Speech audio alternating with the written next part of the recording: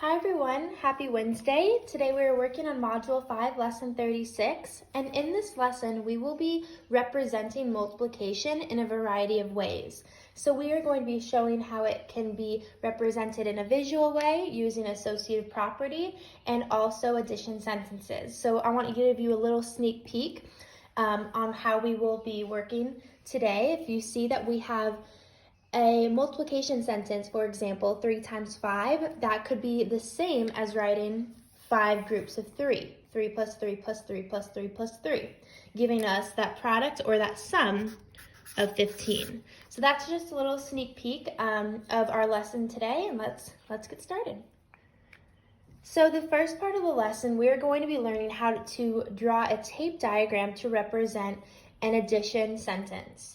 So in this addition sentence, we are given 5/8 plus 5/8 plus 5/8. So what we want to do is we want to draw that tape diagram to show what 5/8 plus 5/8 plus 5/8 would be equal to. So I want you to be thinking before you draw or as you draw, how many groups you are going to make. How many groups or how many fractions do we have? Yes, we have 3 fractions. So we know we are going to make 3 groups. And what fraction are we going to put in each group? Yes, we will put 5/8 into each group because that is the fraction that we are wanting to represent. Now we know that if 5/8 are in each group and we add them all together, what is that going to equal? You can do this mentally or you can write it out and add those numerators together.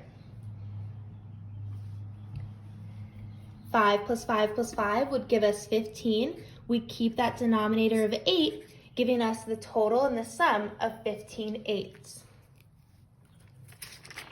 Now let's try another one. If we are given the addition sentence 1/4 plus 1/4 plus 1/4 plus 1/4, and I want to make a tape diagram out of it, how many parts or how many boxes will go into this tape diagram? Good. Well, you should see that we have 4 fractions, so that means we will have 4 boxes in this tape diagram. 1, 2, 3, and 4. And our fraction for each of these boxes is going to be 1/4, because that is the fraction that we are working with. Now take a moment to add those fractions together and tell me what your sum and your total will be. Yes, your total will be 4/4. We can also rewrite this as what? Good, we can rewrite it as 1 because we know that any numerator or denominator that match equals that whole number of 1. Now in this next section, we want to write a multiplication expression that will be equal to our addition sentence. So let's take that same addition sentence that we have here, 1/4 plus 1/4 plus 1/4 plus 1/4. And I want to write a multiplication sentence that is the same or equivalent as our addition. So what we are going to do is we will take that fraction that we start with, which is 1/4, and we're going to multiply it by how many groups we are given. How many groups of 1/4 do we have? Yes, we have 4 groups. So we would be multiplying 4 times 1/4 or 1/4 times 4. And that would equal the same as each other because they are equivalent. Now let's use that addition sentence that we had in our first tape diagram question, 5/8 plus 5/8 plus 5/8. You can write that below. And I want you to look at how many 5/8 or how many groups you are writing down. How many groups of 5/8 do you have? Yes, you have 3. And what are you multiplying? Or what fraction are you multiplying? Yes, you're multiplying the fraction of 5/8. So both of these are equal to each other, the multiplication sentence and the addition sentence. So this next part of the lesson, we are going to take the same steps as we were before by rewriting a repeated addition sentence as a multiplication sentence, except we are also going to solve for that multiplication sentence and find the product. So I want you to take a moment, pause this video, and write down the repeated addition sentence: 5 11ths plus 5 11ths plus 5 11ths plus 5 11ths plus 5 11ths plus 5 11ths. And we can put an equal sign to show how we will write it as a multiplication sentence. So after you pause this video and you have resumed it, you have this addition sentence written down, and we are going to rewrite this as a multiplication sentence. Well, our first job is to see how many groups of 5 11ths we have. Let's count. 1, 2, 3, 4, 5, and 6. We have 6 groups of 5 11ths. So we know that we will be multiplying it 6 times. And what fraction are we multiplying? Well, we are multiplying 5 11ths, giving us the multiplication sentence of 6 times 5 11ths. Now, when we solve, we know that any whole number has the denominator of 1. And when it has a denominator of 1, we are still multiplying, but that denominator will most likely be the same as our fraction because we're multiplying it by itself. So technically, we are multiplying 6 over 1 times 5 over 11. And now you can go ahead and multiply those numerators and those denominators to give you the answer. Let's start with your denominator. 1 times 11 gives you 11. 6 times 5, it gives you 30, giving you the fraction 30 over 11. Now what I see here is we have an improper fraction as our answer. And we know that anytime we have an improper fraction, we can change that to be a mixed number. So our next goal in this, especially if it asks us to express the result as a mixed number, we need to change that improper fraction. So let's go ahead, draw an arrow, and make your improper fraction 30 11ths. What we want to see is how many times 11 can go into 30. So take a moment and skip count and see how many times 11 can go into 30. Good. So what you have shown is that 11 can go into 30 2 times, giving you the fraction 22 over 11, or as the whole number, 2. I'll draw a little slant. What is left over when you take away 22 11ths from 30 11ths? Yes, we have 8 11ths left over. So now we can put our whole number and our fraction together to give us that mixed number. We know that 22 11ths is the same as writing 2 wholes, so we know our answer is 2 wholes, and we have 8 11ths left over, giving us the mixed number 2 and 8 11ths. Let's try another one. So this next question gives us the repeated addition sentence, 7 ninths plus 7 ninths plus 7 ninths. So our first job is to rewrite this addition sentence as a multiplication sentence. How many groups of 7 ninths do you have? 1, 2, 3. Good. We have 3 groups, and we are multiplying 7 ninths, giving us that multiplication sentence, 3 times 7 ninths.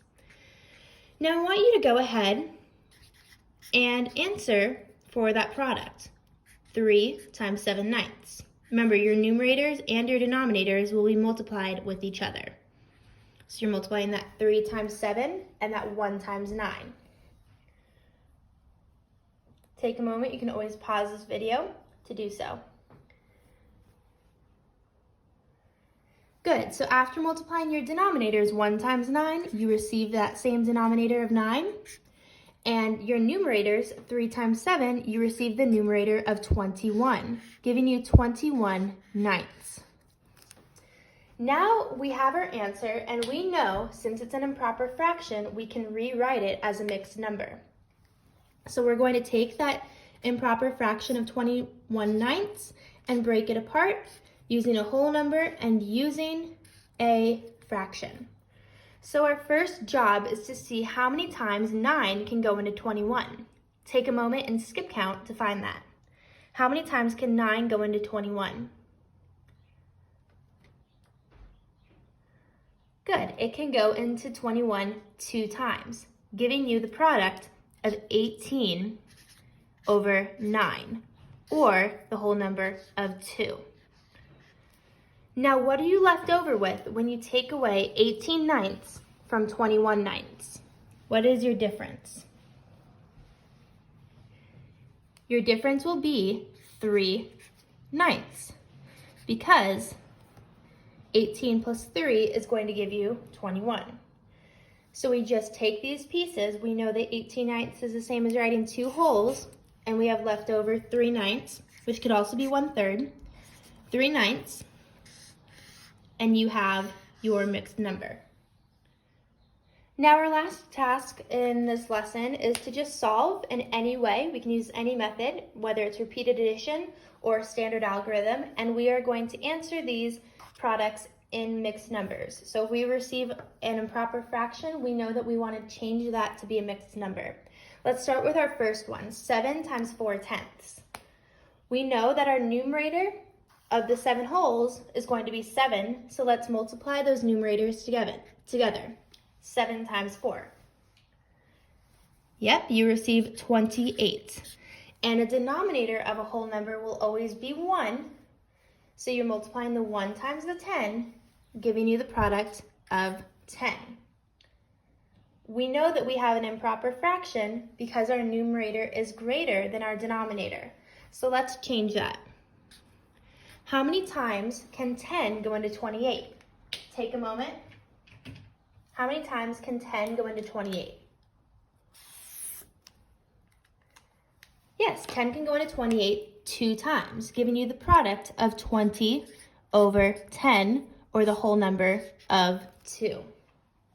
What is left over when you take 20/10 from your 28/10?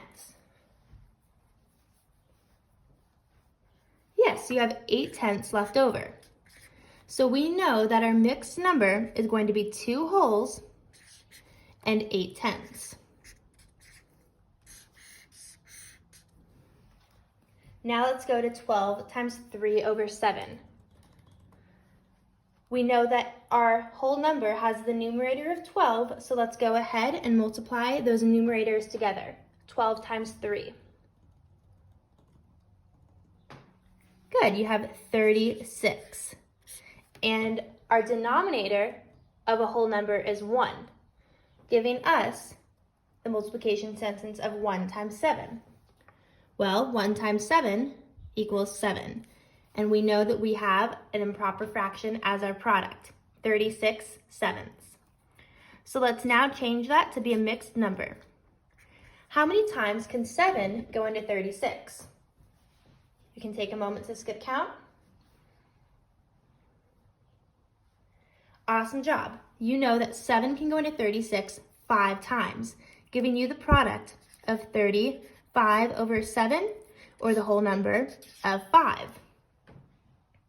What is left over when you take away 35/7 from 36/7? Yes, you have 1/7 left over. We translate that to our answer. We know that 35/7 equals 5 wholes, and we have the remainder of 1/7, giving us the mixed number 5 1/7.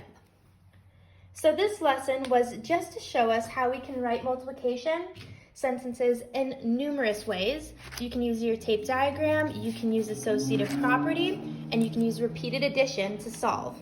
So have a good job and good time doing your work today, and I look forward to our Zoom meetings. Bye-bye, 4th grade.